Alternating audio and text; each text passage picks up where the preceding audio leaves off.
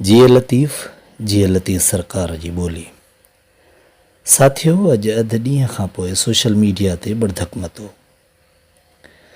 मालूम थियो त कराची यूनिवर्सिटीअ में लतीफ़ जे बैतन खे डाठो वियो हो ऐं उन्हनि जी बेहुरमती कई वई हुई। उन जे रद्द अमल में वरी सिंधी शागिर्द सथ जे शागिर्दनि एहतजाज जो कयो त उन्हनि ते वरी जमीयत इस्लामीअ जा कारकुन कड़की पिया ऐं उन्हनि खे रतो छाण कयो वियो। उन ख़बर जो नोटिस वठंदे सिंध जे हर बाशऊर फ़र्द सोशल मीडिया जो भरपूर इस्तेमालु कयो। एहतजाज थिया, मुज़म्मतूं थियूं, हाय घोड़ा थी ऐं नेठि आख़िरी ख़बरूं अचण ताईं जमीयत जे शागिर्दनि लिखत में माफ़ी वठी छॾी आहे। पर दोस्तो, आऊं हिन ख़्याल जो आहियां त ही मामिलो एहतजाज, मुज़म्मत ऐं हाय घोड़ा खां थींदो माफ़ीनामे ताईं ख़तमु न थी वञणु घुरिजे, छाकाणि जो ही मसइलो सिर्फ़ कराची यूनिवर्सिटीअ में लतीफ़ जी ॿोलीअ खे डाहिण जो न आहे, पर हिन जूं पाड़ूं पाताल में आहिनि। थोरो तसवुरु करियो, लतीफ़ जी ॿोलीअ खे असांजे तालीमी इदारनि मां, असांजे निसाब मां,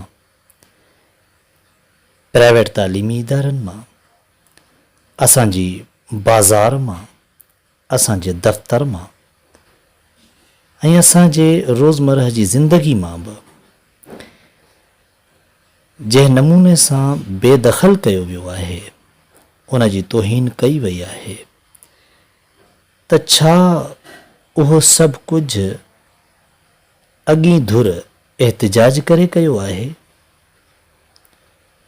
हरगिज़ बि न। उन जे पुठियां हिकिड़ी मुनज़्ज़म हिकमत अमली कार फ़र्मा आहे।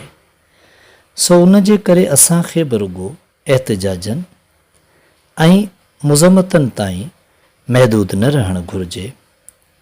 ॿोली माउ जे तहफ़ुज़ जे लाइ, उन जी बक़ा जे लाइ असांखे बि मुनज़्ज़म हिकमत अमली जोड़णु घुरिजे। उन हवाले सां मुंहिंजे ज़हन में कुझु तजवीज़ूं आहिनि, अवां दोस्तनि सां वंड करियूं था। सभ खां पहिरीं त प्राइवेट स्कूल्स में सिंधी ॿोलीअ जो मामिलो वॾे अरसे खां ॿरे थो ऐं उझामे थो ऐं असांजा माण्हू इहो मुतालबो था कनि त उन्हनि इदारनि में सिंधी ॿोली पढ़ाई नथी वञे, यानी हिकिड़े मज़मून जी हैसियत में नथी पढ़ाई वञे। पर आऊं सम्झां थो त सिर्फ़ हिकिड़े मज़मून जी हैसियत में सिंधी ॿोली पढ़ाइण सां को बि ॿूटो न ॿरंदो। असूली तौर ते असांजे सिंधी ॿारनि खे पढ़ाइण जे लाइ सिर्फ़ सिंधीअ जो मज़मून न, पर बाक़ी समूरा मज़मून पढ़ाईंदड़ उस्ताद बि पंहिंजी मादरी ॿोली सिंधी रखंदड़ हुजनि।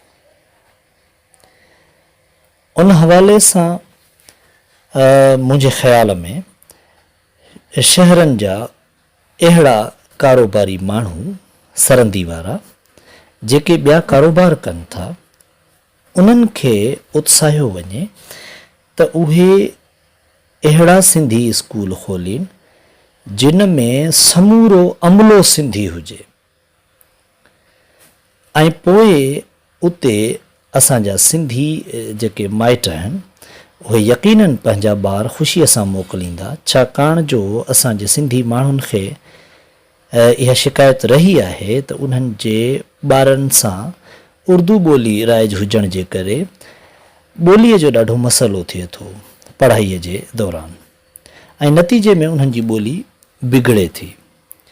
सो सिंधी मीडियम जा स्कूल खोलिया वञनि, सिंधी सरंदी वारा खोलनि। ईअं करण सां असांजा जाम सारा सिंधी नौजवान रोज़गार सां बि लॻी वेंदा।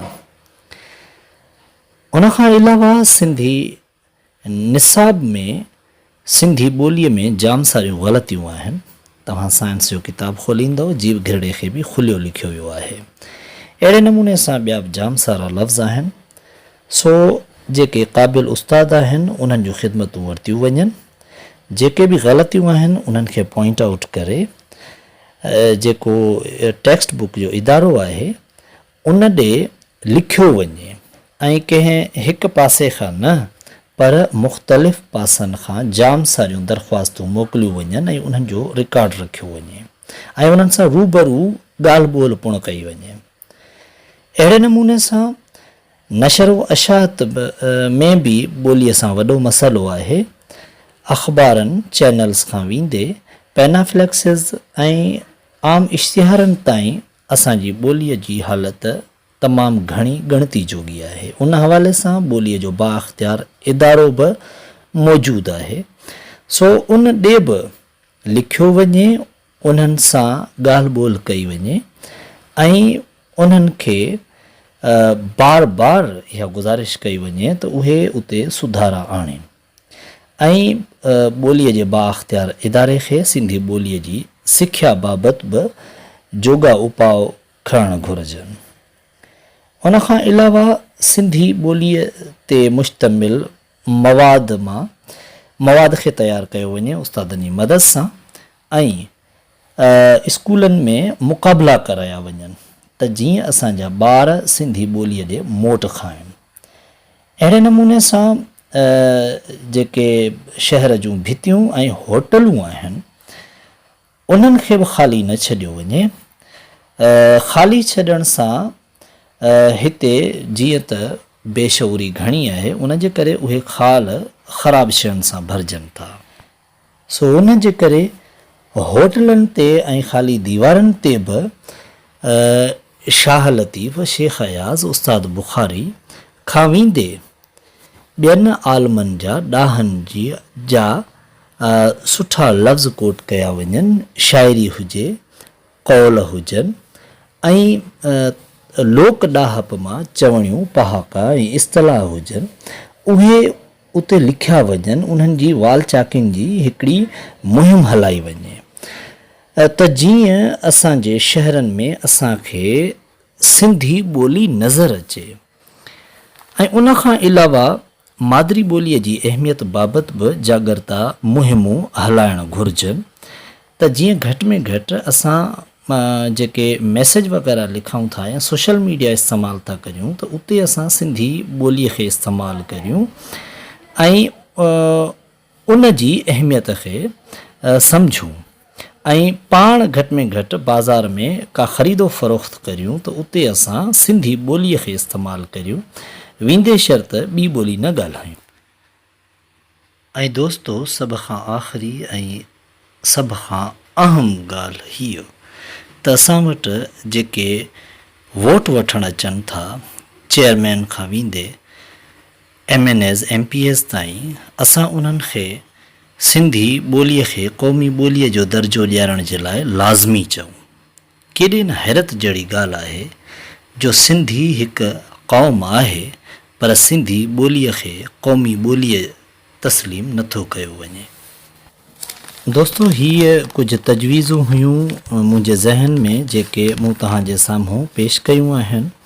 इन्हनि तजवीज़नि ते सियासी पार्टियूं, अदबी ऐं समाजी तंज़ीमूं ऐं समाज जा बाशऊर फ़र्द जेकॾहिं गॾिजी हिकिड़ी मुनज़म, देरपा ऐं जटादार हिकमत अमलीअ सां कमु कंदियूं त यकीनन असां पंहिंजी ॿोलीअ जो दिफ़ा भरपूर नमूने सां करे सघंदासीं ऐं पंहिंजे ईंदड़ नसुल खे पंहिंजी ॿोली ॾेई सघंदासीं।